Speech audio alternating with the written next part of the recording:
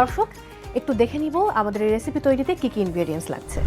Mash potato, frozen piece, পেঁয়াজ বেরেস্তা, তরল দুধ, মাখন, পেঁয়াজ বাটা, গ্রিক ইয়োগার্ট, লাল মরিচ গুঁড়া, গরুর মাংস, সুইট কর্ন, মোজারেলা চিজ, গাজর কুচি, লবণ, কাঠবাদাম বাটা, ভাজা জিরার গুঁড়া, ভাজা ধনিয়ার গুঁড়া, সয়া সস, চিনি ফ্লেক্স, ভাজা গরম মশলার গুঁড়া, কালো গোলমরিচ গুঁড়া, আদা রসুন বাটা, পারমেসান চিজ, টমেটো কুচি, চিনি, tomato sauce.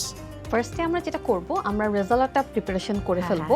Oil and butter দুটো মিক্সড করে করব। Onion paste, garlic and ginger paste দিব, চপ টমেটোস আমি এখানে দিয়ে দিচ্ছি হচ্ছে কি হোল স্পাইস পাউডার।